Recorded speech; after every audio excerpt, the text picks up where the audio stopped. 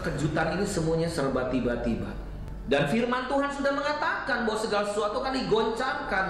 Tentang berakhirnya pandemi ini tidak ada seorang pun yang tahu. Kita tidak bisa memaksa Tuhan harus menghentikan sekarang juga.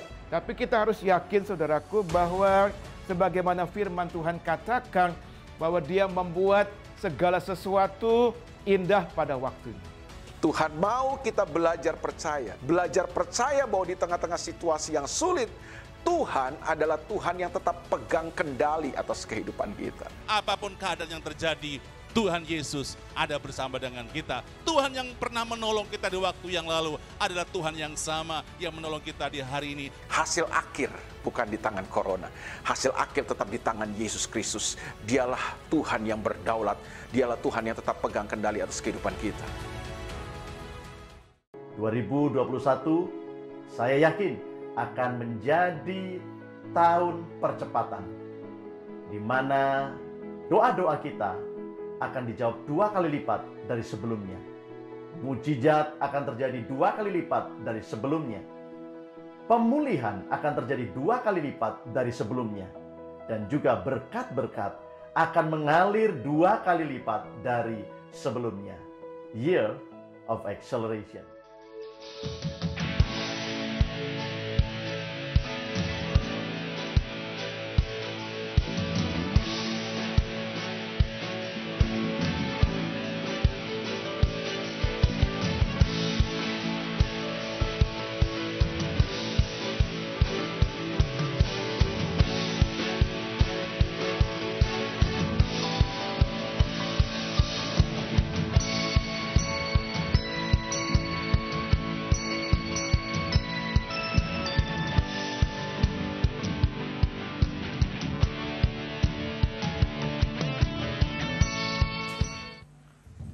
Shalom.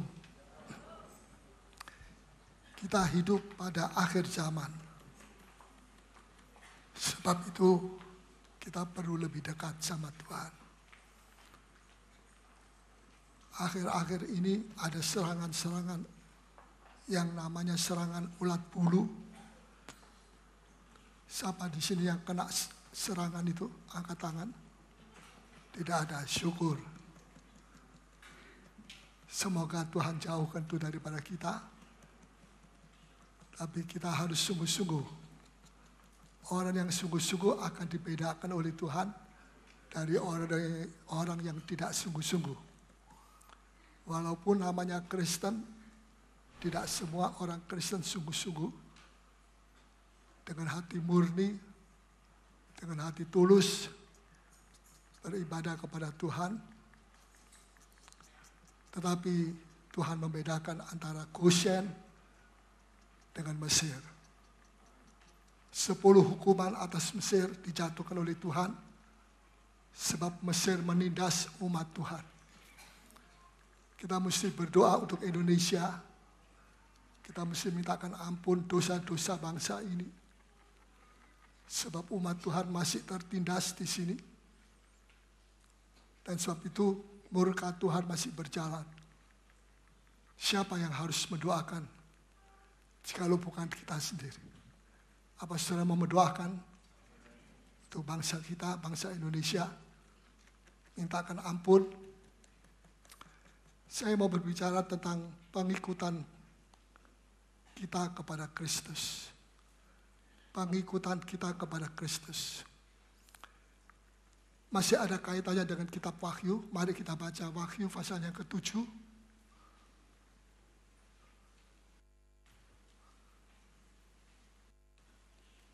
Ayat yang ke-4.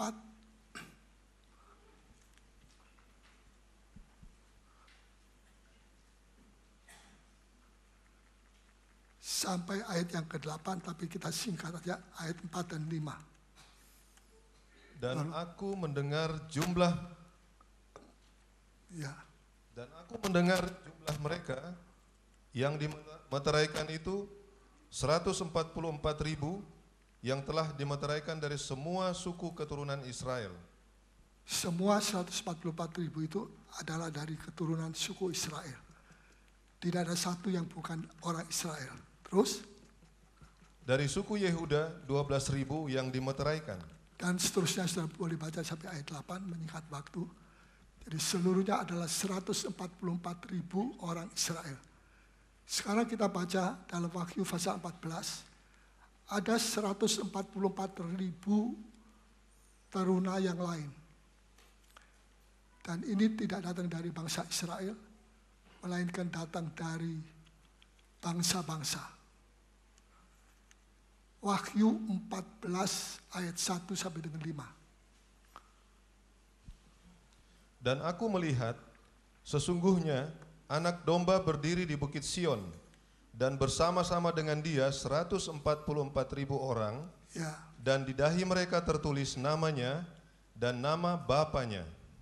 Dan aku mendengar suatu suara dari langit bagaikan desau air bah dan bagaikan deru guruh yang dahsyat. Dan suara yang kudengar itu seperti bunyi pemain-pemain kecapi yang memetik kecapinya.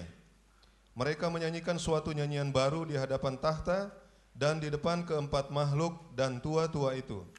Dan tidak seorang pun yang dapat mempelajari nyanyian itu selain daripada 144.000 orang yang telah ditebus dari bumi itu. ya. Mereka adalah orang-orang yang tidak mencemarkan dirinya dengan perempuan-perempuan, karena mereka murni sama seperti perawan. Ya, sama seperti perawan, ini arti rohani, artinya kemurnian. Mereka adalah orang-orang yang dimurnikan dan hidup berjaga di dalam kemurnian. Terus? Mereka adalah orang-orang yang mengikuti anak domba itu kemana saja ia pergi. Mereka ditebus dari antara manusia. Kemana saja mereka pergi, anak domba pergi, mereka adalah orang-orang yang selalu mengikut anak domba. Tidak pernah mereka pergi sendiri, menyimpang, selalu ikut anak domba. Siapa itu anak domba?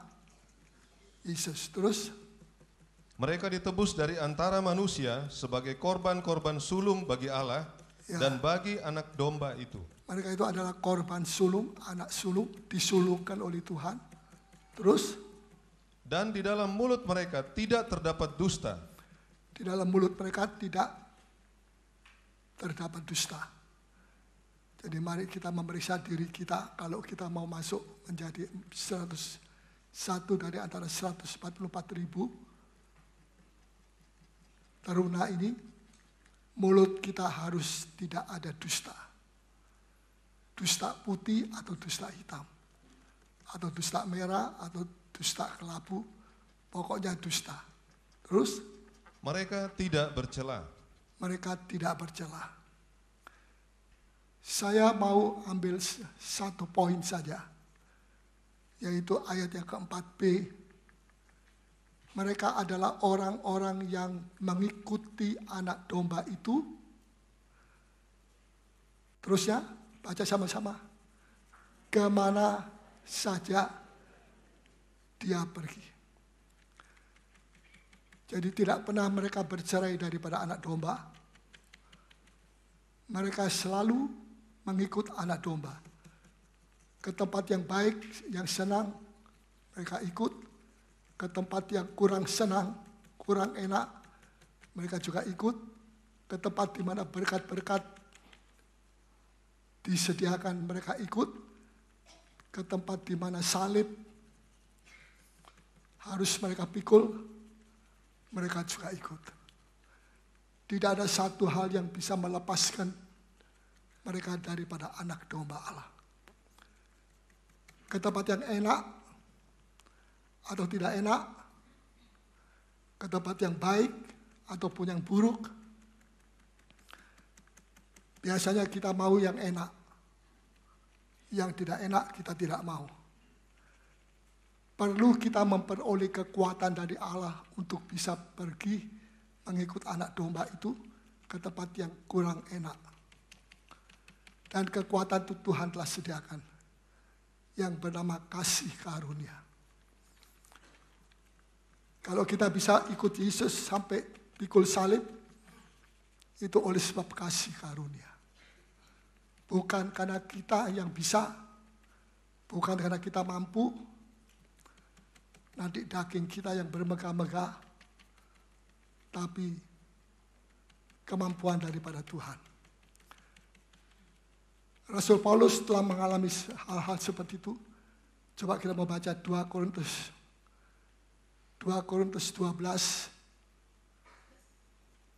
ayat yang ke-9 dan ayat yang ke-10.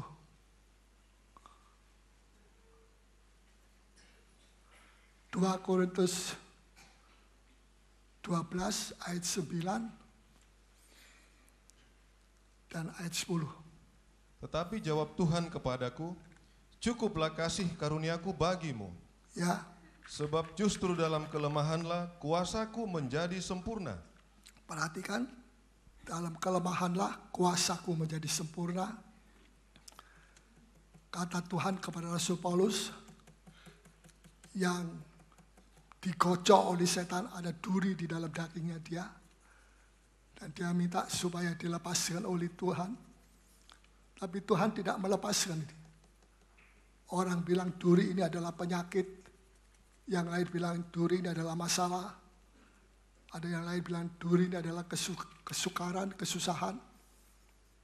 Tidak disebut duri itu apa di sini, tetapi itu yang membuat dia lemah. Lemah bukan lemah rohani, tapi lemah secara fisik. Tetapi ketika dia berada dalam kelemahan, kuasa Tuhan justru sempurna di dalam dia.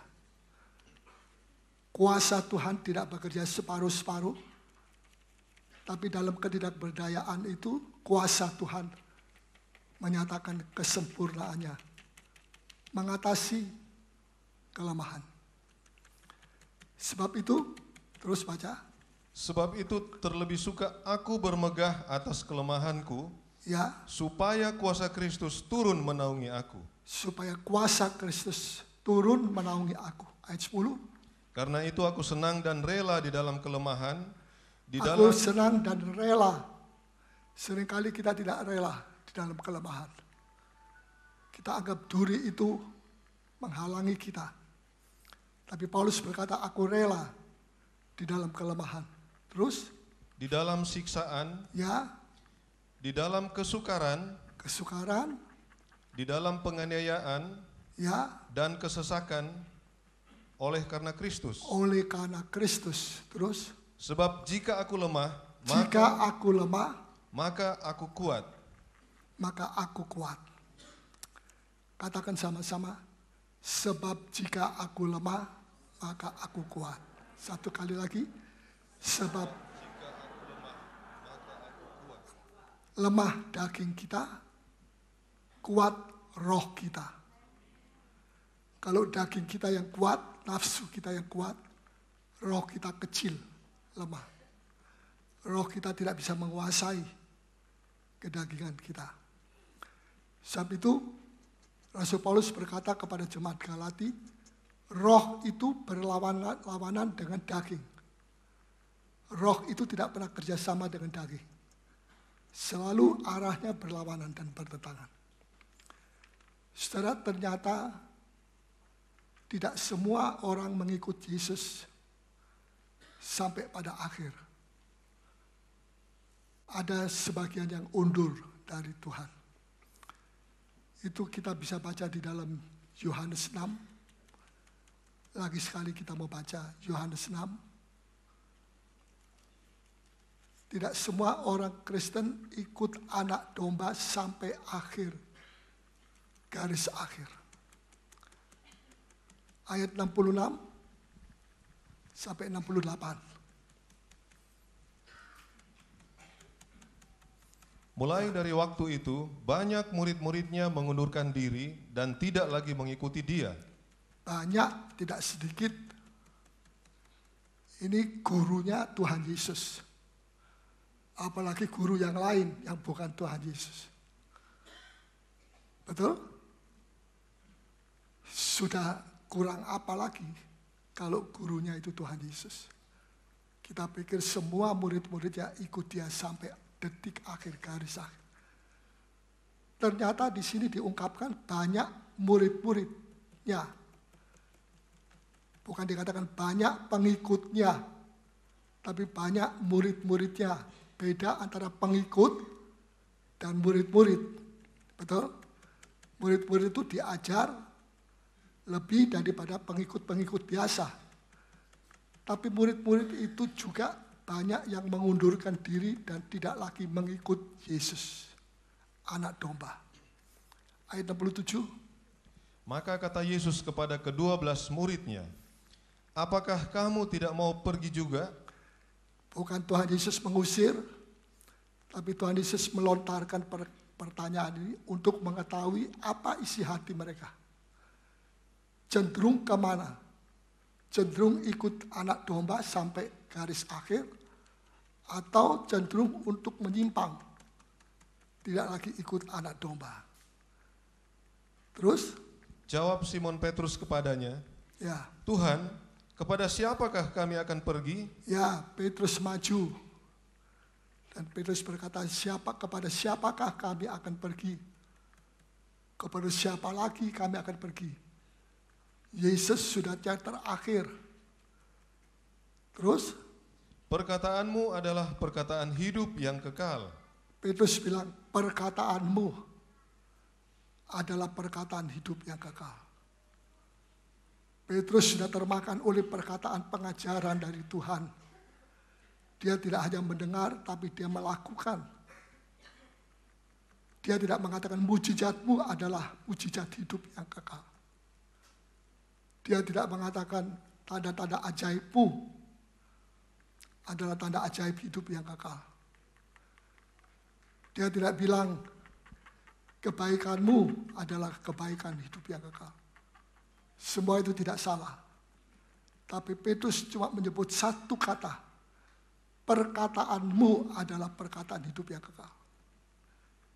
Rupanya ini yang menjadi sebab Petrus tidak bisa meninggalkan Tuhan. Karena dia tidak menemukan perkataan ini di guru-guru yang lain. Ada banyak guru, Gamaliel, Nikodemus, dan lain-lain sebagainya. Tapi perkataan pengajaran hidup yang kekal ini hanya dia bisa mendapatkan di dalam Yesus. Jadi kalau dia meninggalkan Yesus, dia akan kehilangan perkataan Tuhan, pengajaran Tuhan. Dan kepada siapa kami akan pergi? Kepada siapa kami akan cari penggantinya? Tidak ada. Setelah kalau kita sudah termakan oleh pengajaran Tuhan, kita tidak akan mundur. Kita tidak akan kecewa. Kita tidak akan siap-siap oleh sebab tersandung dan kita mau pergi. Itu tanda imannya masih dangkal. Kasihnya masih dangkal. Kepada Petrus Tuhan berkata, coba kita membaca Yohanes 21. Ketika kamu masih muda, kamu mau pergi kemana saja kamu suka. Tapi kalau kamu sudah tua, kamu akan mengulurkan tanganmu kepada orang lain, dan orang itu akan mengikat engkau dan membawa engkau ke tempat yang kau tidak kehendaki. Ya, silahkan baca ayat 18. Aku berkata kepadamu, sesungguhnya ketika engkau masih muda, engkau mengikat pinggangmu sendiri. Muda rohani. Bisa jadi orang sudah tua, usia muda rohani. Ada orang yang belum tua, tapi sudah matang rohani. Ya, jika engkau masih muda rohani, engkau mengikat pinggangmu sendiri. Artinya engkau pakai kekuatanmu sendiri, ikat pinggang itu kekuatan. Ya, dan engkau berjalan, ya terus. Dan engkau berjalan kemana saja kau kehendaki. Dan engkau berjalan kemana saja Tuhan kehendaki. Betul? Betul? Salah. Baca baik-baik. Dan engkau berjalan kemana saja Tuhan kehendaki. Kau kehendaki. Akunya Petrus. Aku mau ke sini. Biar anak domba pergi ke sana, dia tetap pergi ke sini. Dia menyimpang. Keakuan kita ini seringkali menyimpang daripada mengikut Kristus. Mengikut Kristus itu artinya melakukan perintah-perintahnya. Itu artinya mengikut Kristus. Jadi kalau kita mengatakan saya mengikut Kristus tapi kita tidak melakukan perintahnya, itu adalah dusta.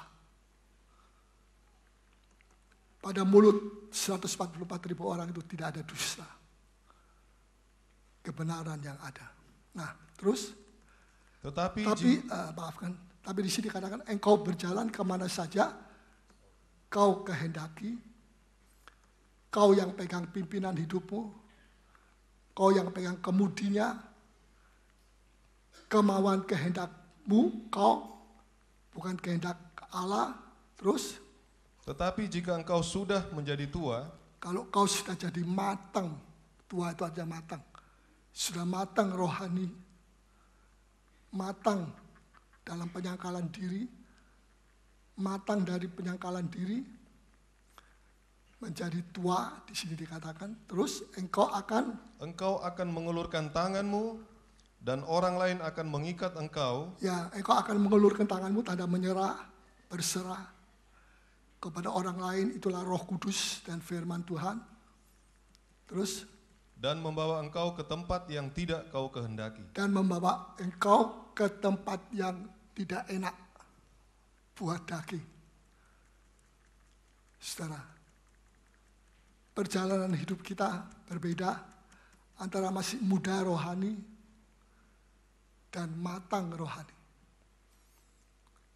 Buah itu kalau tidak matang tidak bisa dimakan. Betul? Mesti matang lebih dulu. Tuhan tidak bisa menikmati buah-buah hidup kita kalau buahnya masih mentah.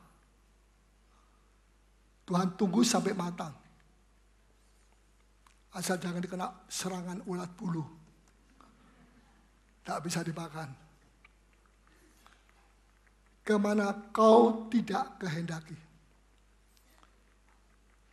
Wah, kalau begitu ikut Yesus itu tidak enak ya. Saudara, dalam Wahyu pasal 14 ayat 4 tadi, ikut anak domba kemana saja ia pergi. Satu waktu Ayub juga mengalami seperti itu. Dia kena penyakit yang gawat. Dan istrinya menasihati, lebih baik kamu pindah agama saja. Karena Tuhanmu sudah kau teriak, tapi tidak ada kesembuhan, tidak terjadi kesembuhan. Untuk apa kamu terus bertekun kepada Allahmu itu? Ayub berkata, perkataanmu seperti perempuan gila. Ya, kalau bukan Ayub yang gila, istrinya yang gila. Ya, kalau bukan istri yang gila, Ayub yang gila. Yang mana? Ayub bilang, apakah kita patut menerima yang baik saja dari Tuhan? Apakah kita tidak juga pantas untuk menerima yang buruk dari Tuhan? Sebab Ayub percaya yang buruk kalau itu ada dalam tangan Tuhan, kita serahkan kepada Tuhan, itu akan menjadi baik.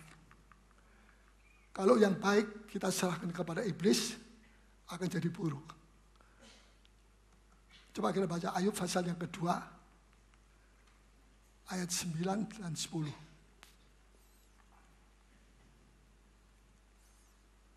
Ayat 9 dan 10.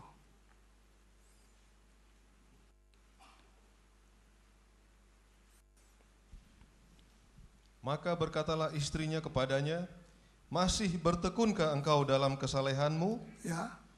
Kutukilah Allahmu dan matilah. Dan matilah. Terus? Tetapi jawab Ayub kepadanya, engkau berbicara seperti perempuan gila.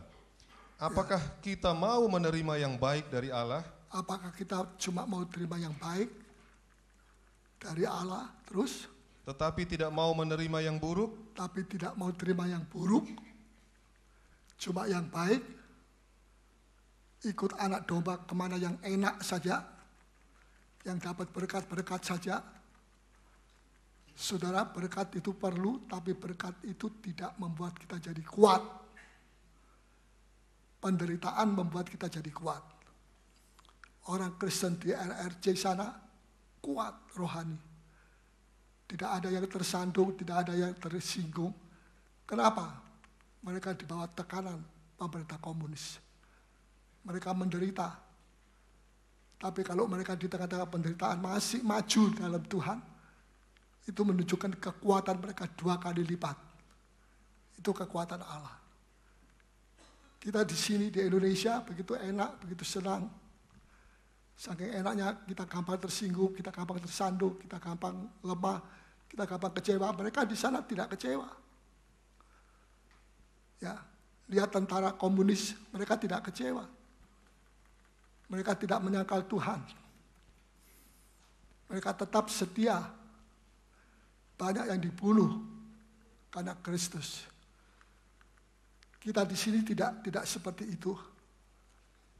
Dan karena kita begitu enak, seringkali kita begitu dangkal akar kekristenan kita, iman kita begitu dangkal. Sehingga percobaan kecil kita sudah pikir-pikir, saya mau mundur saja, saya mau tinggalkan pelayanan saja, dan sebagainya. Semoga kita belajar dari orang-orang Kristen yang ada di RRC. Mereka tidak bisa memiliki Alkitab seperti ini. Apalagi yang besar begini ketahuan. Ya, 100 orang Alkitabnya cuma 3, 4, atau 5, atau 10. Karena memiliki Alkitab juga berbahaya di sana. Jadi mereka punya akal. Satu demi satu dirobek, halamannya dibagi. Kamu baca ya, besok kasihkan kembali.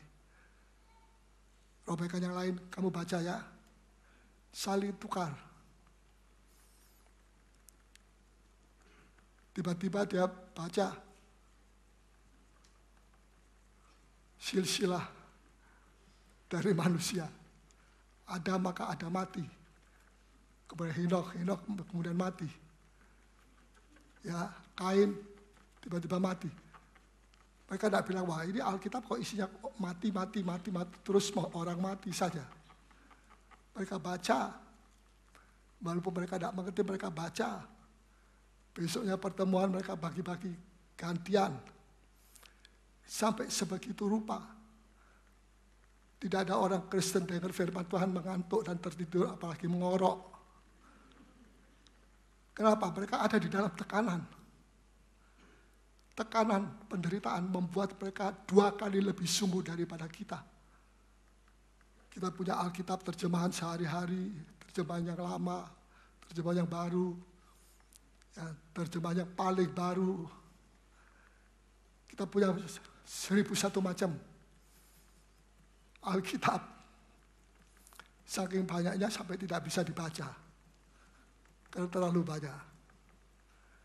Mereka cuma punya 1 lembar, mereka baca. Tidak ada penerangan listrik, lilin. Saudara, penderitaan membuat orang Kristen menjadi ulat.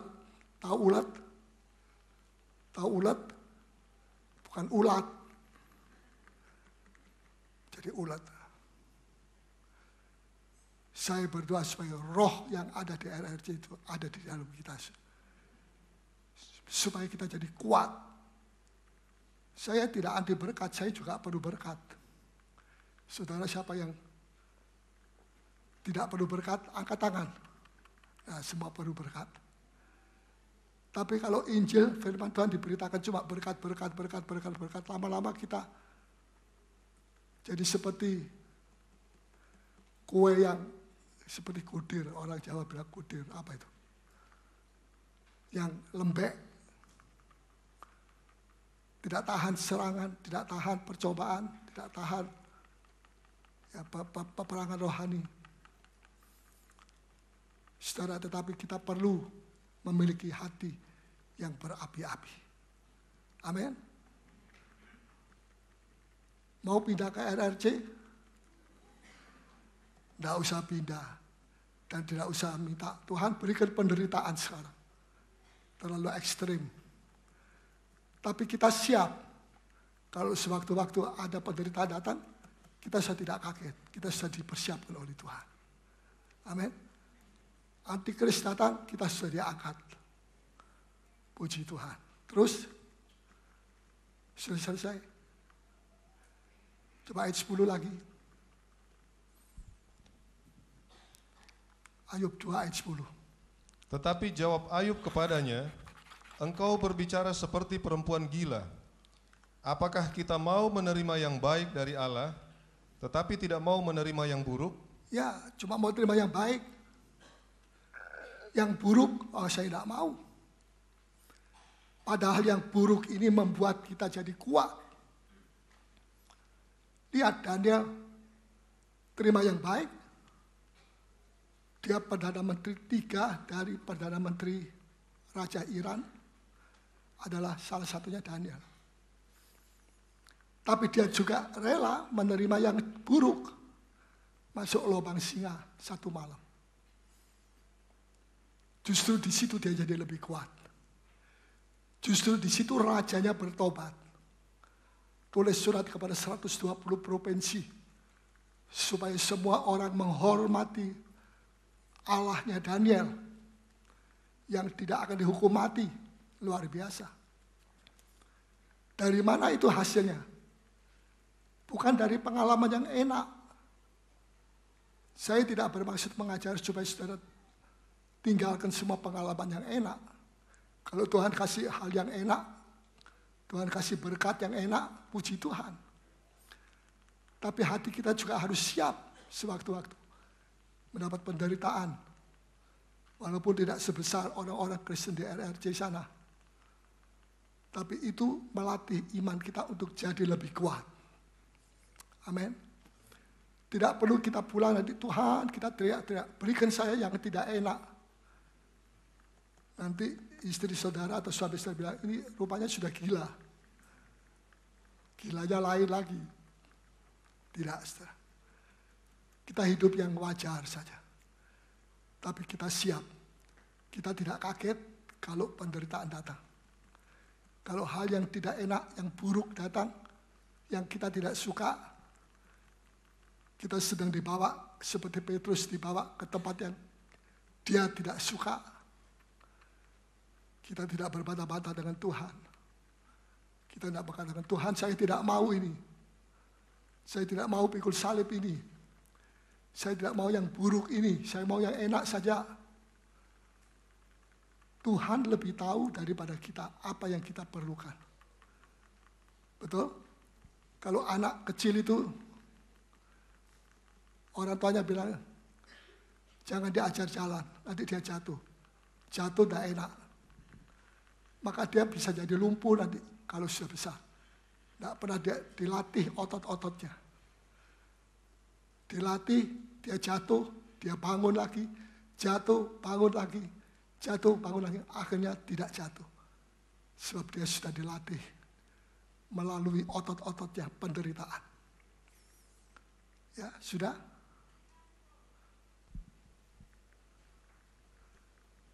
Dalam kesemuanya itu Ayub tidak berbuat dosa dengan bibirnya. Tidak berbuat dosa terhadap bibirnya. Saudara, pengalaman-pengalaman yang tidak enak itu, Allah turut bekerja bersama kita untuk mendatangkan hal yang lebih tidak enak. Betul? Tidak. Untuk mendatangkan yang buruk itu mendatangkan kebaikan karena Allah turut kerja.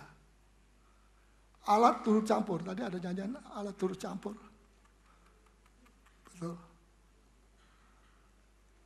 Satu hal yang saya lihat selama saya diserang penyakit Parkinson ini,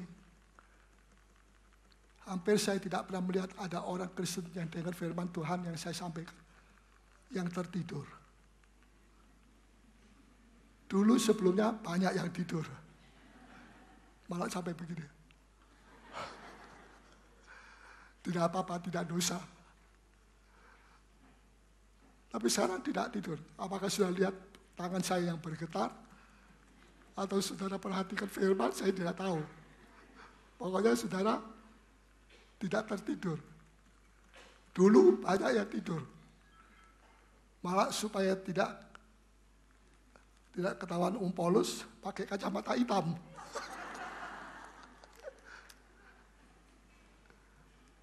Tuhan tahu. Istri saya bilang, nah sekarang kamu mengalami seperti Ayub. Itu khotbah Ayub kan khotbah favoritmu. Memang saya sering khotbah tentang Ayub. Sekarang Ayub yang saya alami tidak dalam bentuk khotbah, tapi dalam bentuk mengalami sendiri.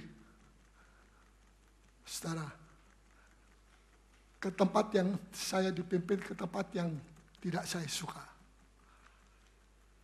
Tapi di tempat yang saya tidak suka itu, yang Tuhan pimpin ke situ, saya melihat Yesus ada di situ. Dia sudah lebih dulu di situ menunggu saya. Dan dia mengatakan, aku menyertai kamu Paulus, tidak usah takut. Ya Tuhan, kalau bisa duri ini dicabut. Kasih karuniaku lebih daripada dicabutnya duri. Saya bilang, jadilah kehendak-Mu Tuhan.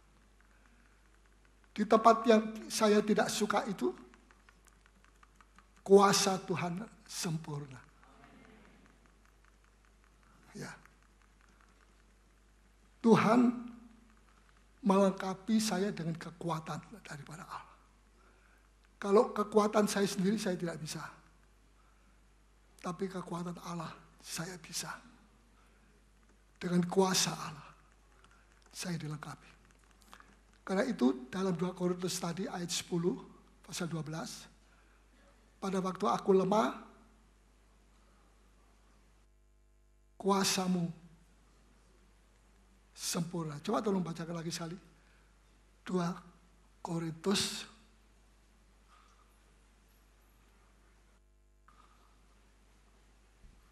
pasal 12.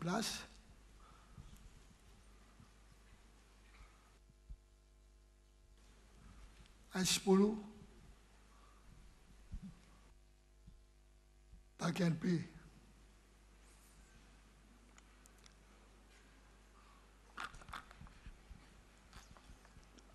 Di dalam penganiayaan dan kesesakan oleh karena Kristus.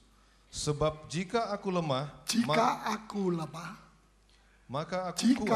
lemah, artinya dihabiskan. Aku dihabiskan. Maka aku kuat. Aku kuat artinya aku dilengkapi. Saudara, Tuhan tidak bisa melengkapi kita dengan perbuatan-perbuatan yang baik, dengan kuasa Allah. Kalau kekuatan kita yang lama belum dihabiskan. Keakuan kita belum dihabiskan. Dua itu saling bertentangan. Tetapi di sini dikatakan, sebab jika aku dihabiskan kekuatanku yang lama, maka aku dilengkapi, jadi kuat, atau dilengkapi dengan perbuatan yang baik. Mari kita baca 2 Timotius 3 ayat 17. 2 Timotius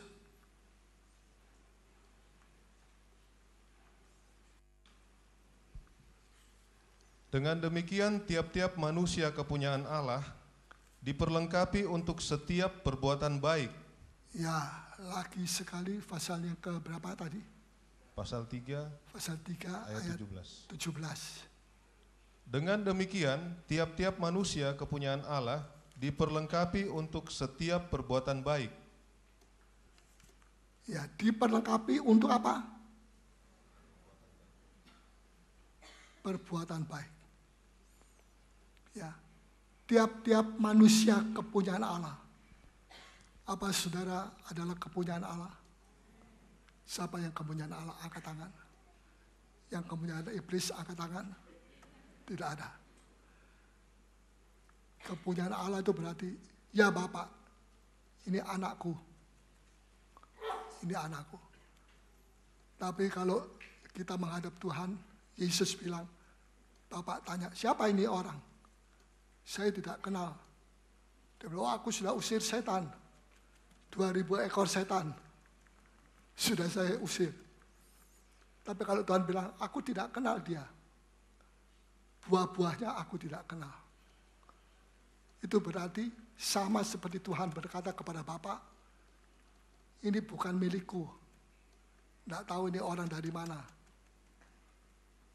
Ini bukan dombaku. Nah, tapi di sini dikatakan tiap-tiap orang manusia kepunyaan Allah. Pastikan kita kepunyaan Allah. Ada satu ayat mengatakan, orang setelah menyebut haleluya, puji Tuhan, kemudian berbuat dosa lagi, itu bukan kepunyaan Allah. Tapi kepunyaan Allah, tiap-tiap manusia kepunyaan Allah, diperlengkapi untuk setiap perbuatan yang baik. Diperlengkapi seperti dihias dengan setiap perbuatan yang baik. Perbuatan baik itu seperti perhiasan dari mempelai. Ya, diperlengkapi untuk setiap perbuatan yang baik. Tuhan tidak izinkan kepunyaannya dia, anaknya dia, tidak diperlengkapi dengan perbuatan yang baik. Perbuatan yang baik itu buah-buah yang baik. Ada orang berpikir bahwa saya sudah berbuah-buah. Saya kasih kolektor, saya kasih per bulan, saya sudah berbuah-buah. Berbuah-buah perbuatan yang baik. Berbuah-buah karakter Kristus. Tadinya tidak sabar, sekarang mulai sabar. Tadinya suka emosi, sekarang sudah berkurang emosionalnya.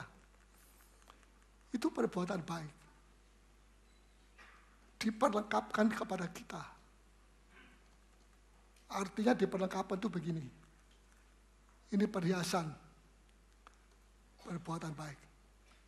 Pakai, tergantung kita mau pakai atau tidak. Setia dengan perkara kecil itu perbuatan baik. Ada orang bilang, saya pendeta desa, saya bukan apa-apa. Tuhan tidak lihat desa. Tuhan lihat setia atau tidak. Motivasinya apa melayani Tuhan? Tulus atau tidak? Atau ada motivasi yang lain? Ada maksud yang lain?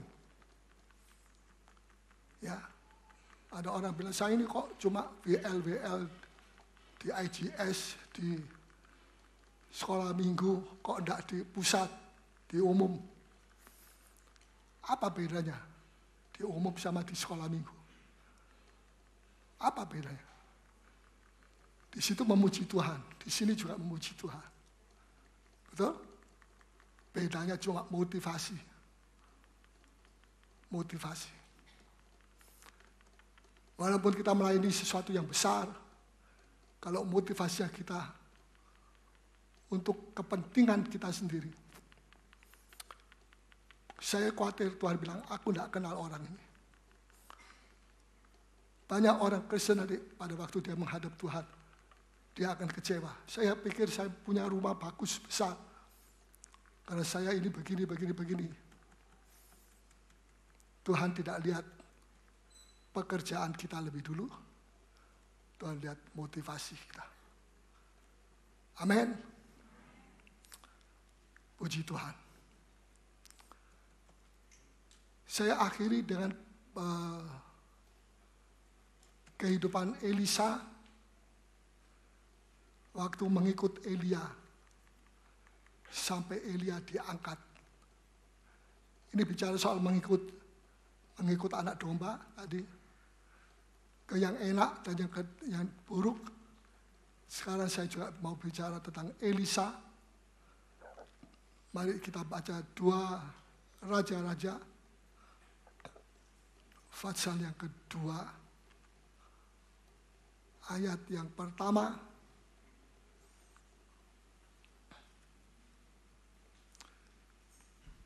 dan seterusnya. Menjelang saatnya Tuhan hendak menaikkan Elia ke sorga dalam angin badai, Elia dan Elisa sedang berjalan dari Gilgal. Ya, berjalan dari Gilgal. Terus? Berkatalah Elia kepada Elisa, baiklah, tinggal di sini, sebab Tuhan menyuruh aku ke Betel. Tetapi Elisa menjawab, demi Tuhan yang hidup dan demi hidupmu sendiri, sesungguhnya aku tidak akan meninggalkan engkau. Lalu pergilah mereka ke Betel. Ya, coba tolong di gambarnya perjalanan itu. Ada 4 etape. Ya, terus? Pada waktu itu keluarlah rombongan nabi yang ada di Betel mendapatkan Elisa.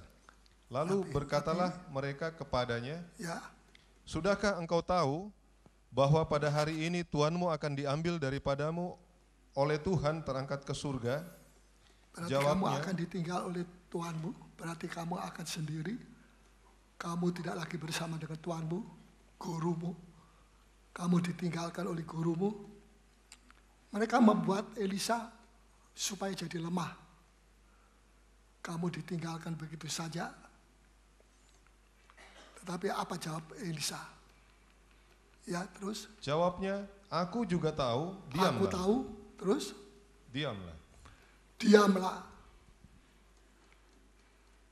Mereka mau membuat Elisa goyah, bimbang, ragu-ragu, tawar hati, ditinggalkan oleh gurunya.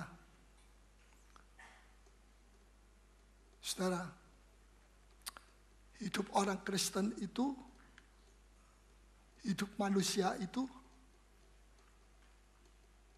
selalu dan pasti ada masalah. Siapa di sini yang tidak pernah punya masalah? Coba angkat tangan. Semua punya. Orang Kristen punya masalah. Orang dunia, orang fasik, apa saudara pikir tidak punya masalah? Masuk keluar bui, penjara, masalah. Banyak orang-orang koruptor sana tidak bisa tidur. Saudara pikir satu kali akan ketahuan bahwa dia seorang koruptor, masalah. Orang Kristen punya masalah anak. Apa saudara pikir orang fasik anaknya tidak bermasalah? Semua punya masalah. Orang Kristen yang maju ada masalah. Yang mundur juga saudara pikir tidak ada masalah. Ada orang bilang, saya tidak mau maju-maju, saya mau mundur aja. Makin maju nanti banyak masalah, banyak percobaan, banyak serangan, banyak peperangan rohani, banyak kesulitan dan sebagainya. Salah. Orang Kristen yang maju ada masalah. Orang Kristen yang maju tidak, mundur tidak, lari di tempat juga ada masalah. Betul apa tidak? Betul. Betul atau tidak? Betul. Bahkan kadang-kadang masalahnya orang Kristen lebih berat daripada masalahnya orang fasik. Tapi apakah dengan itu kita bilang, kalau begitu saya tidak mau jadi orang Kristen, jadi orang fasik saja. Orang fasik juga ada masalah. Masalah keuangan, dililit hutang, tidak bisa bayar. Ya. Orang yang bukan businessman ada masalah. Ibu rumah tangga ada masalah. Businessman juga ada masalah. Jadi kita ini tidak bisa lari sebenarnya. Tidak ada pilihan. Pilihan kita satu, Yesus Kristus. Hamba Tuhan yang sungguh-sungguh ada masalah. Tapi jangan sudah pikir hamba Tuhan yang tidak sungguh-sungguh tidak ada masalah. Ada juga masalah. Saya tidak mau jadi hamba Tuhan yang sungguh-sungguh, nanti ada masalah. Tidak sungguh-sungguh, ada masalah. Betul? Dalam Yohanes 15 dikatakan, ranting yang berbuah itu ada masalah atau tidak? Ada masalah. Tapi ranting yang tidak berbuah juga ada masalah. Dipotong. Kalau yang berbuah dibersihkan. Supaya buahnya lebih lebat, lebih manis. Ada masalah. Bedanya ranting yang berbuah, orang Kristen yang seperti ranting yang berbuah, ketika dia dibersihkan, dia makin lebat buahnya. Makin banyak masalah, makin lebat buahnya. Makin banyak buahnya, makin manis buahnya. Tapi orang fasik, walaupun menamakan diri Kristen, makin tidak ada buah. Dipotong. Coba kita baca. Yohanes 15 ayat yang kedua.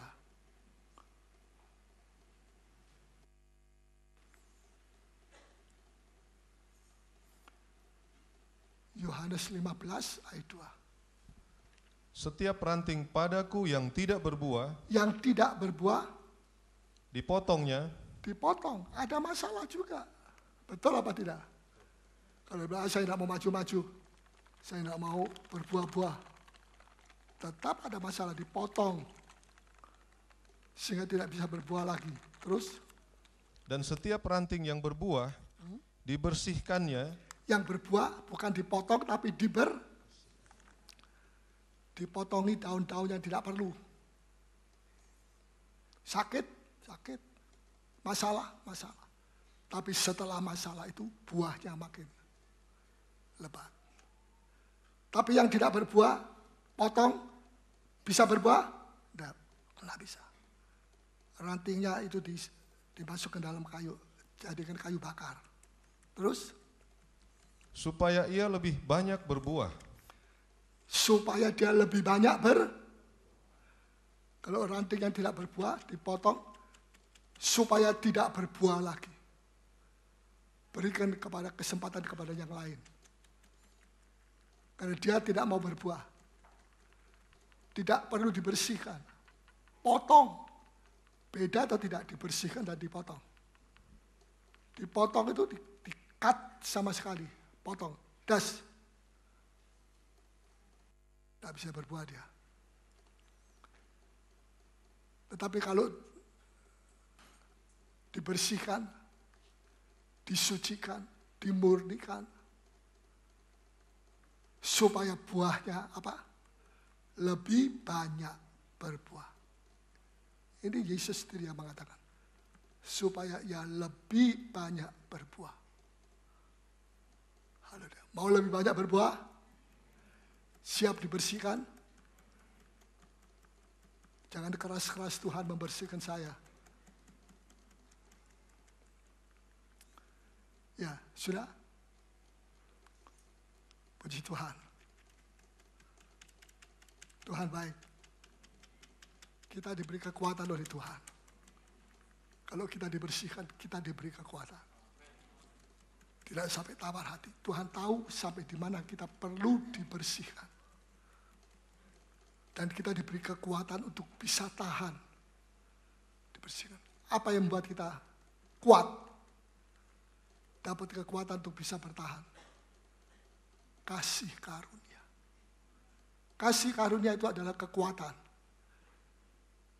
yang membuat kita bisa menghadapi percobaan-percobaan yang mana tanpa kasih karunia kita tidak bisa. Jadi kalau kita bisa, itu kasih karunia. Kalau kita bisa, kita bilang ini hasil kekuatan saya. Kita berbohong. Kita berdusta.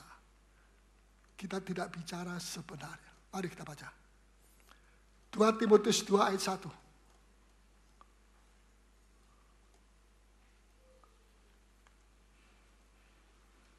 2 Timotius 2 ayat 1. Sebab itu hai anakku, jadilah kuat oleh kasih karunia dalam Kristus. Jadilah kuat oleh. Jadi kita perlu kasih karunia atau tidak? Kalau percobaan kita lebih besar, lebih berat, penderitaan kita lebih berat, kasih karunianya lebih atau kurang? Tuhan lebihkan. Makanya ketika Paulus minta supaya dicabut itu duri, dan Tuhan mengatakan tidak. Tapi Tuhan tambahkan kasih karunia. Supaya kekuatannya melampaui kekuatan iblis di dalam duri. Tuhan sudah tahu apa yang dia bisa lakukan. Karena dia yang menciptakan kita. Bahkan kita, dia lebih tahu daripada kita yang jadi ciptaannya. Nomor 1 Tuhan, sebab dia yang menciptakan kita. Nomor 2 kita, oleh Roh Kudus. Setelah kita tidak sadar bahwa kita ini diberi kekuatan yang luar biasa. Dari mana kita bisa tahu kekuatan kita luar biasa? Dari berat ringannya penderitaan kita. Betul? Kalau penderitaan kita berat, itu berarti kasih karunia Tuhan berkelimpahan. Ada orang yang mengkritik saya. Oh, pendeta Paulus itu banyak salah memang. Ya, banyak salah. Sombong. Makanya diganjar penyakit itu. Saya dengar itu tidak langsung dari orangnya, saya kenal orang. Bukan dari jemaat, bukan. Kalau dulu saya damprat. Tahu damprat? Tapi sekarang kekuatan untuk mendamprat itu sudah dihabisin oleh Tuhan. Tidak bisa mendamprat. Diganti dengan apa? Kasih karunia. Bukannya saya damprat, saya maki, tidak. Saya mintakan ampun, Tuhan saya minta ampun. Untuk mengampuni orang begini ini perlu kekuatan atau tidak? Nah, kekuatan itu dari mana? Kasih karunia. Kalau kita bisa mengampuni orang, kita bisa minta maaf sama orang, itu kasih karunia, kekuatan yang diberikan di dalam kasih karunia oleh Tuhan. Ya, kalau kita bisa mengalah, tidak menuntut hak kita selalu. Ya, kalau kita rela dirugikan, itu semua adalah kasih karunia. Kita sendiri tidak mau, tidak bisa. Tapi kalau kita bisa, itu karena kasih karunia Allah yang membuat kita bisa. Kita menghargai kasih karunia Tuhan itu. Kalau kita diberi kasih karunia, kita masih terus marah-marah. Berarti kita tidak menghargai kasih karunia. Hargailah kasih karunia Tuhan. Maka hidup Anda akan berubah. Untuk mengalah, untuk mengorbankan hak, memang ini hak saya. Tapi saya korbankan hak ini. Itu kasih karunia. Kekuatan yang timbul dari kasih karunia. Untuk melakukan sesuatu yang kita sendiri tidak bisa melakukan. Bahkan mungkin tidak mau melakukan. Tapi kasih karunia Tuhan menang atas segala sesuatu. Ya, tertolak, dirugikan, difitnah, tidak balas, tidak bela diri. Ya, banyak pendeta-pendeta kalau mengalami kritik, dikritik, dia balasnya di mimbar. Saya takut, karena mimbar ini kudus. Mimbar ini hanya firman Tuhan yang disampaikan. Bukan pembelaan diri. Saya tahu banyak orang mengkritik saya. Tapi kalau saya bisa tidak berkhotbah, mengupas kritik demi kritik, itu adalah kasih karunia. Karena Anda tidak perlu pembelaan diri Paulus Yedidia. Anda perlu kekuatan dari sorga. Doakan saya supaya saya tetap memberitakan firman yang murni, kebenaran yang murni, tidak campur kedagingan saya, tidak campur pembelaan diri saya, kesombongan saya, tidak. Jangan urusan satu orang, saya khotbah untuk orang satu ini saja, kasih aja yang lain. Untung baik tidak ngantuk. Betul? Ya, dikritik. Dulu saya paling tidak bisa dikritik. Saya marah. Ya. Tapi kemudian Tuhan memberikan hikmat kepada saya. Andai kata kritikan orang itu 10% benar, 90% tidak benar. Apakah semua kritik 100% itu dibuang? Bodoh saya. 10% itu saya ambil. Saya mau berubah. 90% itu saya pergi ke tong sampah. Mana tong sampah? Ada di situ tong sampah. Saya buang aja dalam nama Yesus. Saya untung 10%. Betul? Orang bodoh ada 50% baik kritikannya, berguna buat dia, 50% tidak berguna. Tapi dia tidak 50% yang dibuang. Seluruh 100% dibuang. Itu orang bodoh bin bodoh. Sangat bodoh. Ya tapi itu orang begini-begini. Tuhan bisa pakai mulutnya keledai. Betul? Untuk menyadarkan Nabi Talhum. Tuhan bisa memakai mulut siapa saja. Untuk menyaksikan kehendak Tuhan. Tuhan tidak pakai mulutnya yang orang suci. Wah, dia mesti cari orang suci dulu. Di mana? Tidak ada. Berarti Tuhan tidak bicara. Tuhan bisa pakai mulutnya orang-orang kafir non-Yahudi yang bukan agama Yahudi untuk menegur kebodohan dari Nabi Yunus. Kalau mesti tunggu ada pendeta di tengah laut, tidak ada pendeta. Yunus itu pendetanya sebenarnya. Tapi tidur terus dia. Ketakutan. Tuhan pakai mulutnya orang kafir, orang fasik. Bisa, buktinya bisa. Betul, saudara. Ya. Tuhan bisa pakai mulutnya Gamaliel. Guru Gamaliel yang anti Kristus juga, dia anti Tuhan. Tapi ketika di dalam rapat sebelum Tuhan Yesus disalib, tidak terjadi kesepakatan untuk menyalibkan Tuhan. Tiba-tiba Gamaliel berdiri. Saudara-saudara, kalau satu orang jadi korban, dibunuh, demi umat Israel yang supaya utuh tidak terjadi pemberontakan dan sebagainya. Mengapa tidak? Mengapa kita tidak mau?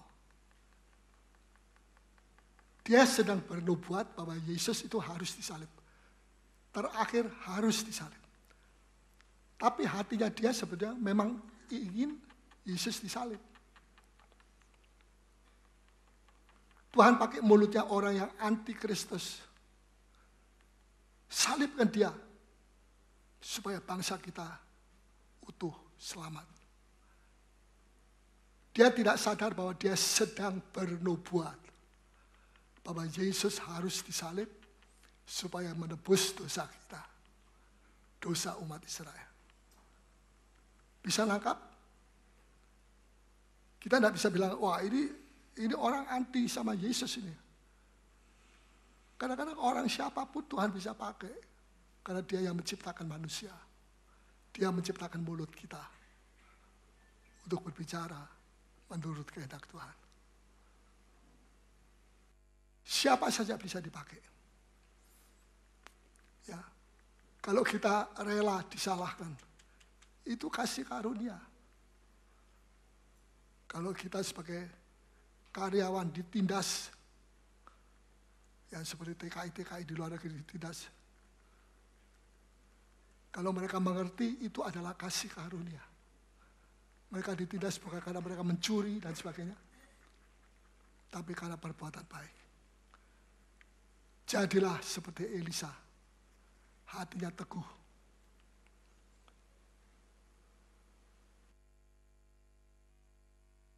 Kenapa Elisa jadi kuat? Ikut Yesus. Kuat. Ya, Yesus dalam hal ini Elia. Karena dia mendengarkan suara dari gurunya. Dari gembalanya. Domba itu tidak akan kesasar kalau dia mendengar suara dari gembala. Betul? Orang asing, domba-domba di Israel itu ada nama. Ada nama Jeffrey, maafkan kalau ada nama Jeffrey. Ada nama Aking, bukan bahasa Aking. Ada nama Jeffrey, sudah ada dia. Ali, dan sebagainya. Tapi kalau ada orang asing, dia tahu ini namanya Ali. Dia panggil, Ali. Bagaimana? Ekornya. Ya, aku datang. Tidak. Dia kaget, terkejut. Dia lari. Kenapa? Namanya yang disebut kan sudah betul, Ali. Suaranya lain. Bukan suara gembalanya. Bisa nangkap? Perlu diperagakan? Mari kita baca Yohanes 10. Saudara seperti tidak percaya. Saya bacakan Yohanes 10 ayat 4, 5, dan 8.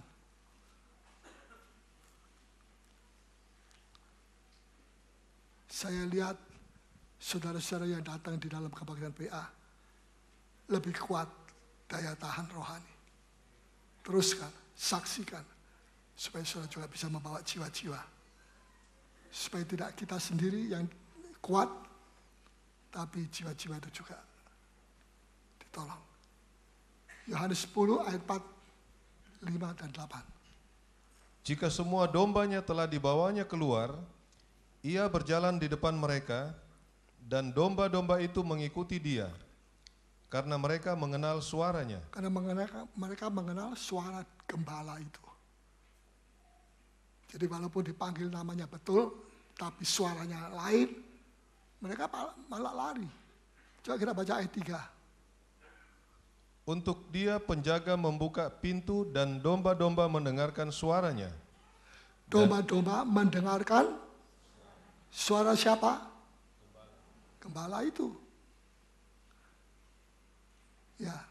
Terus baca ayat 5. Tetapi seorang asing pasti tidak mereka ikuti. Pasti. Ini Yesus bilang pasti, bukan kira-kira. Pasti tidak akan mereka mau ikut. Terus? Malah mereka lari daripadanya. Ya, malah lari menjauhi. Itu sifat daripada domba. Kecuali ada kisah, walaupun orang asing itu panggil dia Ali, dia datang, itu tanda dia sakit. Domba yang sakit itu tidak bisa membedakan antara suara gembala dan suara orang asing. Tapi saudara-saudara kan tidak sakit. Siapa di sini yang sakit flu? Tidak ada. Ya, terus? Karena suara orang-orang asing tidak mereka kenal. Ya, suara orang asing, pencuri-pencuri tidak mereka kenal. Ayat 10. Pencuri datang hanya untuk mencuri dan membunuh dan membinasakan. Ya. Terus? Aku datang supaya mereka mempunyai hidup dan mempunyainya dalam segala kelimpahan. Ayat 8. Maafkan. Semua orang yang datang sebelum aku adalah pencuri dan perampok. Dan domba-domba itu tidak mendengarkan mereka. Domba-domba itu tidak mendengarkan mereka. Berkali-kali dikatakan domba-domba itu tidak mendengarkan mereka. Domba yang seperti begini digaransi tidak akan menyimpang. Tidak akan ikut orang asing. Pengajaran asing. Ya. Saudara, Petrus tidak mau mundur karena Petrus seperti domba mengenal suara daripada Tuhan.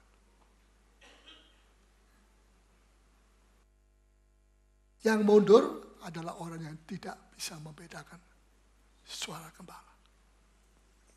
Nah, singkat saya mau kisahkan perjalanan Elisa mengikuti Elia, gurunya. Pada hari itu, hari terakhir, gurunya akan diangkat hidup-hidup oleh Tuhan. Dalam angin badai yang dahsyat. Kemudian ada kereta perang dari sorga. Ya, tentara-tentaranya sorga. Mengangkat, menyedot. Disedot. Badai itu menyedot Elisa. Sampai dia naik dan duduk di dalam kereta. luar biasa. Hanya satu orang ini saja yang mengalami seperti itu. Tapi sebelumnya itu dia berjalan dari Gilgal. Terus yang kedua ke Betel. Dalam satu hari. Yang ketiga ke Yeriko. Yang keempat menyeberang sungai Yordan. Jelas? Nah, saya ingin membawa secara singkat saja. Gilgal itu ada batu kilangan, diputar. Untuk apa? Dibersihkan, dimurnikan. Gandumnya dilepaskan dari sekam. Supaya bisa dimakan. Kalau belum dilepaskan dari sekam, tidak bisa dimakan. Keras. Kadang-kadang kita harus melewati Gilgal. Sakit kalau kita dikilang. Tapi kita lebih dimurnikan. Kita lebih dibersihkan. Siapa yang tidak mau dibersihkan? Semua mau. Jangan kita cuma melayani. Apakah kita juga dibersihkan? Dari amarah kita, emosi kita, kesombongan kita, kebanggaan kita, nafsu kita, dan sebagainya. Perlu kita melewati Gilgal. Gandum dipisahkan dari sekam. Orang bilang, oh dia sudah dihukum, biarin. Kenyataannya bukan dihukum, tapi dibersihkan. Apa di sini mau makan gabah? Gabah itu gandum yang masih ada kulitnya. Siapa yang mau makan itu? Siapa yang pernah makan gabah? Coba angkat tangan. Sakit perut. Perlu dikilang. Oh ini kena kutuk. Biarin saja. Kita tahu persis. Batu kilangan bukan mengutuki. Batu kilangan itu membersihkan. Memisahkan dari kedagingan kita. Dari manusia lama kita. Supaya kita punya manusia yang baru. Haleluya. Apakah saudara sudah melewati Gilgal atau belum? Apakah saudara lebih banyak kedagingannya masih? Atau sudah sedang dalam proses untuk dibersihkan? Yang tahu adalah saudara sendiri dan saya. Saya tidak berkhotbah untuk memberi pengetahuan kepada saudara. Saya berkhotbah supaya saudara berubah. Saya berubah, saudara berubah. Kalau tidak khotbah bagus, dipuji-puji. Tapi hasilnya, orang cuma bilang, wah luar biasa itu pendeta Paulus. Tapi hasilnya tidak ada. Masih sekam semua. Ada yang separuh sekam. Betul? Tidak ada suara. Saudara masih hidup? Puji Tuhan, saya juga masih hidup. Haleluya. Sampai tempat yang kedua adalah Betel. Di situ juga ada 50 rombongan nabi. Murid-murid sekolah Alkitab Elia. Tapi zaman dulu tidak disebut murid, disebut nabi.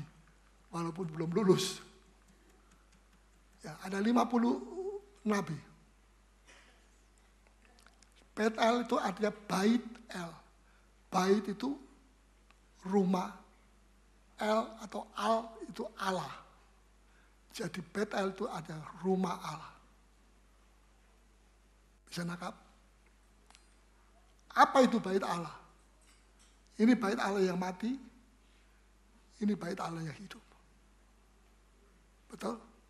Katakan kiri kanan. Anda adalah bait Allah yang hidup. Ya, lagi sekali. Jadi tubuh kita ini bait Allah. Bait kudus. Maka harus dikuduskan. Ya.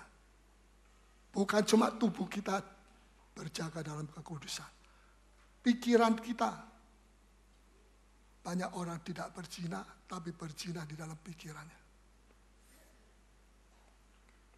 masih perlu dikilang. Bagaimana caranya supaya kita dibersihkan dari pikiran kita? Oh, ada orang bilang, oh tidak bisa. Saya ini orang pria, tidak bisa. Siapa yang bilang kamu banci? Kok kamu sendiri ngakui, setengah ngakui sudah. Tidak bisa. Memang nalurinya, saya bilang bisa. Bisa. Kalau saya bilang bisa, bukan saya tidak bisa, tapi karena kasih karunia saya bisa. Makanya saya berani tegur orang itu. Pasti kamu bisa. Cuma ada caranya. Pertama, yaitu baca Alkitab setiap hari. Jangan baca buku porno. Itu roh porno nanti masuk. Darah Yesus. Siapa yang salah? 1000 kali engkau bilang darah Yesus bersihkan.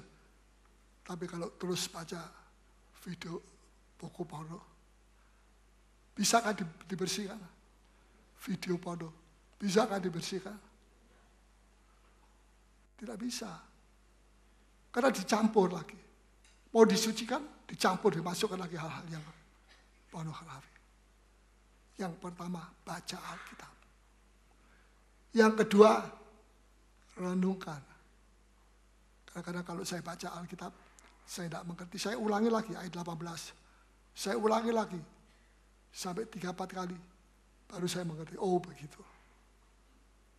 Sebab saya percaya setiap ayat itu ada kunci. Tuhan memberikan kunci itu kepada saya yang tidak layak sebut. Untuk membuka kunci demi kunci. Ayat demi ayat. Satu nokta pun ada artinya. Koma saja ada artinya. Langit bumi tidak boleh belum lenyap. Firman Tuhan tetap sampai selama-lamanya. Kalau tidak dibersihkan dengan firman Tuhan, pikiran kita kotor. Sama dengan hati kita kotor. Kalau kita dengar perkataan-perkataan fitnahan, kritikan, kita tidak perlu dengar. Kalau hati kita bersih, kita tidak mau dengar, terima sampah-sampah. Betul? Sampah bukan sampah-sampah yang di luar sana. Sampah itu ada gosip-gosip yang tidak ada gunanya. Tapi kalau kita sampai suka dengar hal-hal yang seperti itu, karena hati kita masih kotor. Kita mesti mengaku sama Tuhan, Tuhan saya mau disucikan. Tapi kita jauh dari firman, mau disucikan. Dalam Yohanes pasal 17, ayat berapa? Firman-Mu menyucikan kita. Mau disucikan? Ini firman Tuhan ini perlu dibaca. Dan tidak dibaca saja, direnungkan. Dan tidak cuma direnungkan, Tuhan bilang kepada Yosua, diperkatakan. Bisa lengkap? Dibaca. Siapa yang baca Alkitab tiap hari? Angkat tangan. Tidak ada? Hah? Mulai besok baca. Ya. Ya sampai titik-titiknya. Ya sampai titik-titiknya. Baca. Kalau saudara mau disucikan pikiran saudara. Baca Alkitab. Renungkan ayat-ayat itu. Dan perkatakan ayat-ayat itu. Semua buku-buku porno dan sebagainya. Itu merusak pikiran kita. Ya. Puji Tuhan. Apa saudara mau pulang?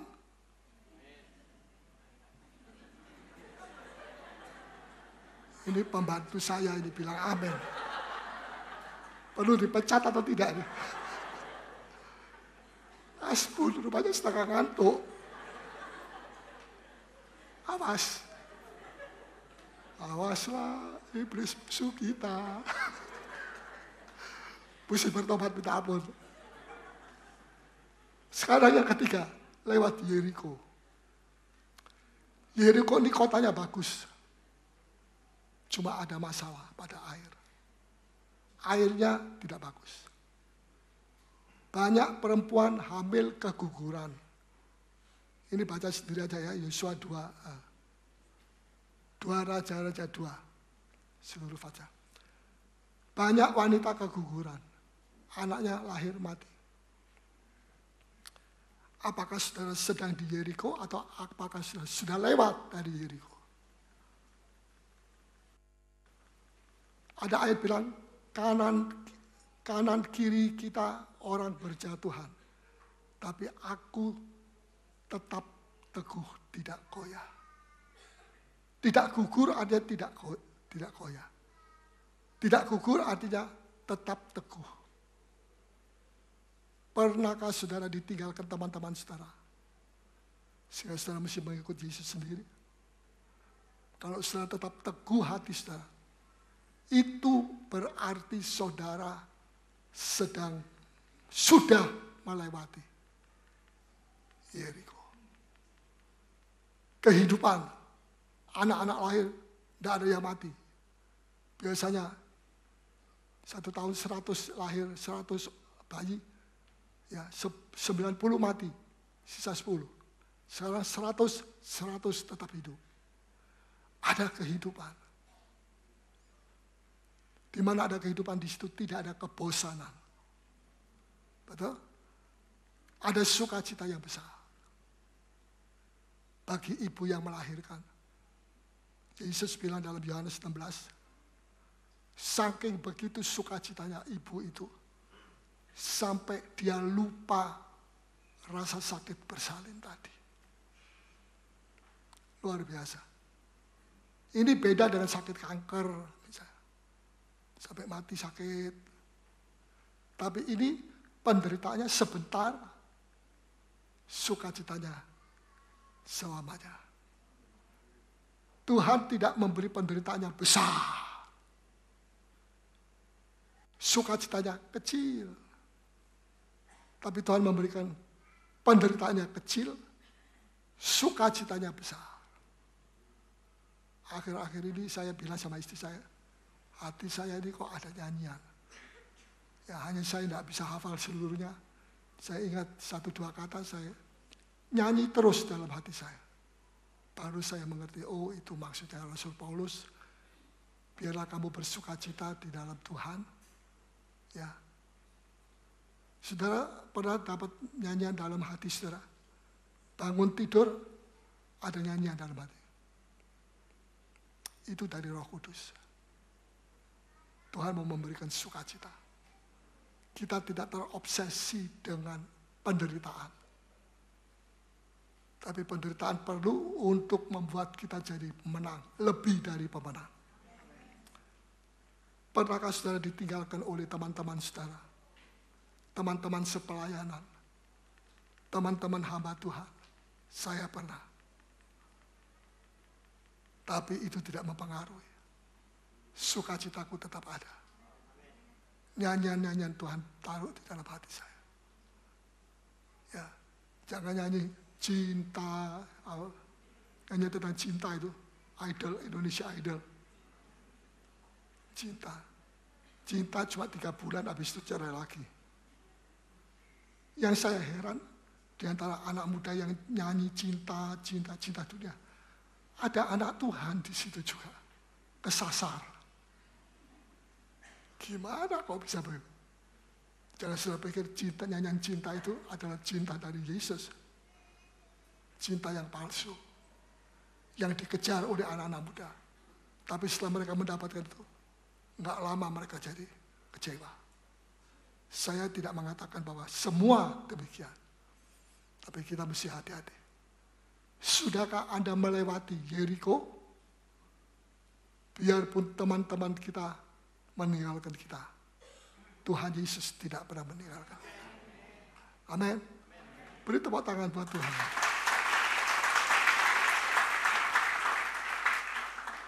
Sekarang perjalanan terakhir. Masih mau dengar? Sudah bertobat? Ya, perjalanan terakhir. Lewat sungai Yordan, menyeberang.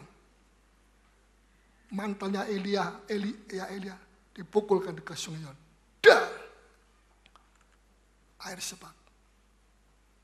Seperti zaman Laut Kosong. Elisa dan Elia berjalan di tengah-tengah kekeringan. Saya mau tanya kepada saudara, saudara ada di etapa yang keberapa? Saudara ada yang di Gilgal? Baru di Gilgal, putar-putar. Kalau putar-putar begitu, itu bukan putar-putar batu kilangan, putar-putar orang Israel 40 tahun di padang gurun. Sudahkah Anda melewati etapa yang pertama? Yang lain, apakah saudara sudah melewati pergumulan dengan roh-roh najis di dalam pikiran saudara? Sudahkah Anda melewati? Ataukah Anda jatuh bangun terus di situ? Di Betel situ? Apakah Anda sudah melewati Yeriko yang selalu ada keguguran? Keguguran ini artinya kegagalan. Ya. Banyak orang gagal, banyak orang Kristen gagal. Dan apa yang mereka lakukan? Ya, gagal dalam apa saja. Mereka menangisi kegagalan. Mereka menyesali kegagalan. Tapi menangisi dan menyesali tidak menyelesaikan masalah itu. Dengar baik-baik. Anda mesti bangkit. Anda mesti mulai lagi. Anda mesti biarkan kegagalan yang lalu jadi pelajaran. Kalau kita terus menyesali kegagalan kita, itu sama dengan kita menoleh ke belakang. Apakah ada orang lari maraton maju, larinya maju, tapi kepalanya lihat belakang terus? Pasti masuk jurang. Betul? Dengan menyesal perlu. Satu kali menyesal.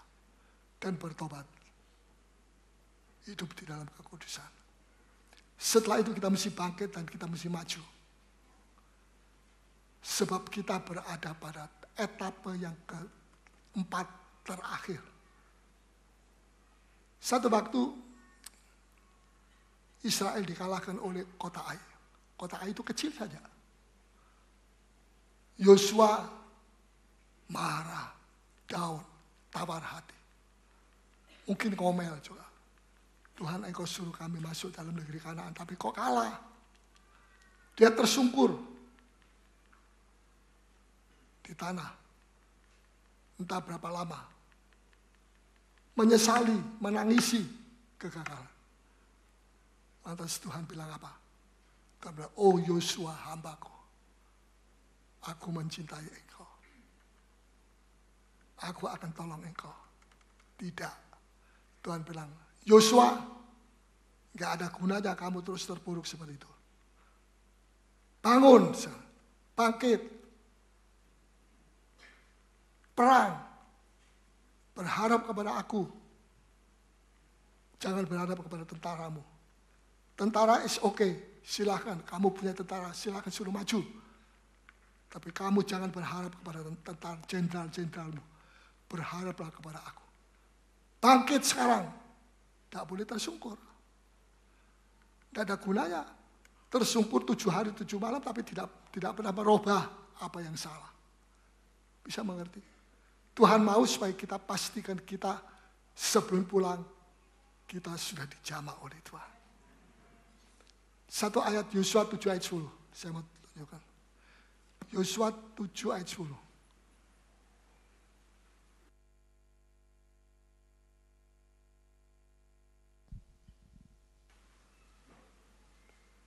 Lalu berfirmanlah Tuhan kepada Yosua, bangunlah, mengapa engkau sujud demikian? Sebentar saya cari dulu. Yosua. Pasal 7 ayat. Ayat 10. Lagi sekali tolong baca. Lalu berfirmanlah Tuhan kepada Yosua. Berfirmanlah Tuhan sendiri. Tidak pakai perantara malaikat. Karena ini menentukan kemenangan. Bangunlah. Ya. Terus? Mengapakah engkau sujud demikian? Mengapa engkau sujud demikian? Berarti Tuhan tidak setuju dengan sujud seperti itu. Bukan artinya kita tidak boleh tersungkur di muka Tuhan. Boleh saja. Tapi Tuhan tidak mau sujud seperti itu tanpa membersihkan hidupnya dari dosa-dosa. Tuhan mau supaya kita bangun, bertindak, bertobat, dan kemudian serang, maju, dan engkau akan berhasil. Mau demikian? Saudara, Tuhan mau kita bertobat. Etapa yang terakhir ini yang paling berat. Tidak mudah ikut Yesus. Tapi tidak berarti tidak mungkin. Betul? Wah, tidak mungkin saya bisa sampai di Sungai Yordan. Bagi Allah, bersama Allah kita mungkin. Bersama Allah tidak ada yang mustahil. Kalau kita bisa mencapai prestasi, itu karena kasih karunia Allah diberikan kepada kita. Bukan kita melulu sendiri. Nanti daging kita akan bermegah-megah dan Tuhan tidak mau kita bermegah-megah dalam hal segala sesuatu di luar Kristus. Kita bermegah-megah di dalam Kristus. Kita menang di dalam Kristus. Kita tekun di dalam Kristus. Selalu di dalam ada persekutuan dengan Kristus. Kalau kita ada persekutuan dengan Kristus di dalam firman-Nya, di dalam doa, di dalam puasa. Ya. Puji Tuhan. Kita akan lebih dari pemenang. Puji Tuhan. Etapa yang terakhir ini, Tuhan mau lihat ketekunan dan kegigihan daripada Elisa. Apa Elisa bilang, aduh sudah saya tak kuat, saya capek. Saya tinggal di Yeriko saja, tak jadi ikut Yesus. Ikut Elia. Biar Elia jalan sendiri. Tidak. Dia bilang, saya mau ikut sampai detik terakhir. Ketekunan. Ya. Tapi 50 nabi di Yeriko, 50 nabi di Betel, di Gilgal, itu cuma mau jadi penonton. Mereka tidak ikut gurunya. Cuma Elisa saja satu orang. Ya, tidak semua ikut Tuhan sampai garis akhir. Saya berdoa supaya saudara sampai garis akhir. Puji Tuhan. Jangan jadi penonton seperti 50 murid. Apa sebabnya? Karena penonton itu tidak dapat upah. Betul? Penonton sepak bola dapat upah? Tidak. Yang pelaku pertandingan itu yang dapat upah. Penonton, apalagi bonek, bikin rusuh. Ya. Saudara, ada pilihan penonton jadi penonton atau pelaku pertandingan. Saya mau jadi pelaku pertandingan. Supaya mahkota kebenaran Allah sediakan bagi saya. Dan bagi saudara. Jadi rohnya Elia ini saya gambarkan persis seperti rohnya Ruth. Kemana engkau pergi? Maut pun tidak bisa memisahkan aku. Saben kali sampai di satu kota, Elia bilang, Elisa, tinggal aja di Gilgal. Oh demi Tuhan, aku tidak. Elisa, tinggal saja di Betel. Tidak mau. Sampai di Yeriko, tidak mau. Sampai menyeberang perjalanannya terakhir, etapa yang terakhir. Menyeberang Sungai Yordan. Mujizat terjadi. Dia ikut menyeberang. Luar biasa.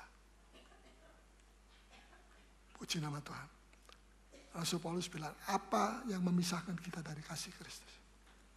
Nah,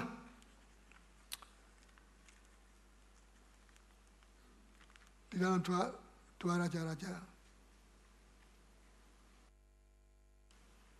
Saya mau dengar firman Tuhan terus sampai jam 12 malam.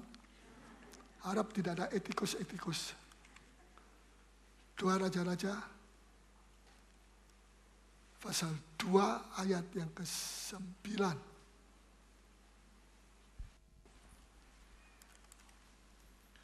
Dan sesudah mereka sampai di seberang, berkatalah Elia kepada Elisa, "Mintalah apa yang hendak kulakukan kepadamu sebelum aku terangkat daripadamu." Ya, minta apa ya? Setelah dia melewati etapa pertama Gilgal, etapa kedua Betel, etapa ketiga apa? Yeriko. Sekarang etapa yang terakhir di mana nanti Elia akan diangkat. Baru disitulah terakhir itu Elia menanyakan kepada Elisa, minta apa? Bukan pada waktu etapa yang pertama.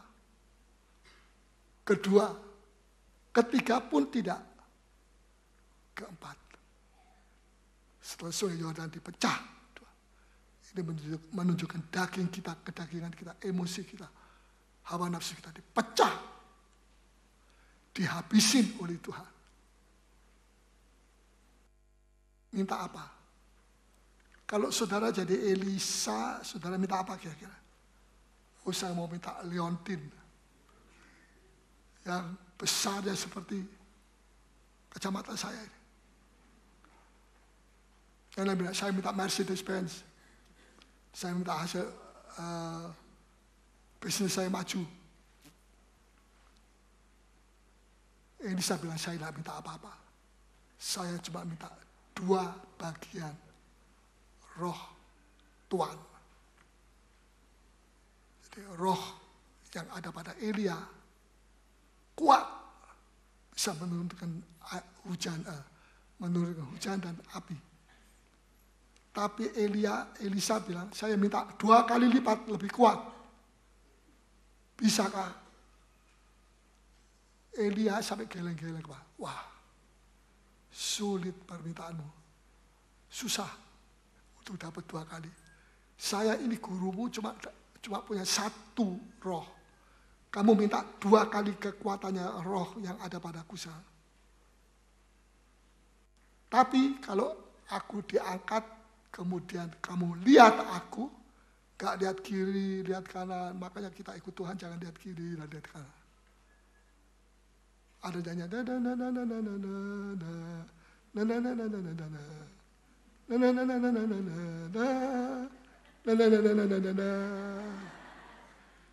bagaimana? Ayo kita nyanyi, 1, 2, 3. Ya.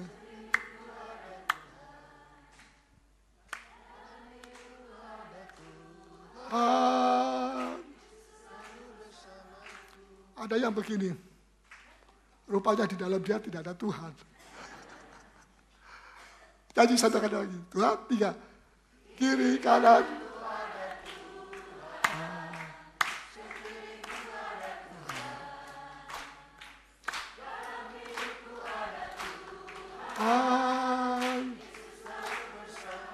Ya, saudara mau minta apa sama Tuhan? Boleh minta, tapi jangan lupa ada harga. Harganya sampai 4 etapa itu dia jalan, dia ikut terus kemana anak domba Allah. Bisa mengerti? Ke tempat yang sukar, dia bilang, ya anak domba, aku juga mau ke situ. Kamu terpaksa? Tidak terpaksa. Rela? Ya rela. Etapa kedua sampai di Betel. Saudara sampai di mana? Sudahkah Anda melewati etapa pertama, kedua, ketiga? Dan sekarang sebenarnya Paulus bilang, aku sudah pada etapa yang terakhir. Sebentar lagi darahku akan dicurahkan. Dan aku akan mendapat mahkota kebenaran. Aku sudah sampai pada garis akhir. Ulet, teguh, berserah kepada Tuhan. Tidak berserah kepada nasib. nasib saya memang begini. Tidak. Mungkin saya bilang, ya itu Elisa, saya kan bukan Elisa. Betul. Elisa bisa, saya tidak bisa. Betul. Tapi jangan lupa, Elisa berbeda dengan kita. Tapi roh yang ada dalam Elisa, itulah Roh Kudus. Adalah roh yang sama yang ada di dalam. Kok ada suara? Roh apa? Roh Kudus. Roh yang sama. Amin. Mari kita bangkit. Bangkit. Saudara periksa, saya sampai di etapa yang mana? Apa tubuhku belum ku persembahkan menjadi rumah Allah yang hidup dan kudus? Tuhan akan memberkati saudara sekalian. Mau ikut anak domba? Wah, tapi pikul salibnya lebih berat. Tidak apa-apa. Salib yang lebih berat itu bukan kita sendiri pikul. Yesus juga ikut pikul. Betul? Simon Kirene orang Afrika itu juga turut memikul salibnya Tuhan. Berbahagialah orang yang merenungkan, memperkatakan, memelihara firman Tuhan. Karena dia akan menerima kasih karunia yang lebih besar dari apa saja yang saudara hadapi. Jangan salah mengerti, jangan lupa. Siapapun Anda pasti ada tantangan. Tapi jangan takut kepada tantangan. Yesus lebih besar dari segala tantangan. Dia berjalan di atas tantangan. Puji Tuhan. Dia ada di sini. Saya berkhotbah bukan untuk pengetahuan melulu. Saya berkhotbah untuk supaya saudara berhasil. Supaya saudara berubah. Diperlengkapi dengan perbuatan baik. Amin. Domba yang mengenal suara gembalanya. Itulah firman Tuhan gembala kita. Mari kita bangkit berdiri semua.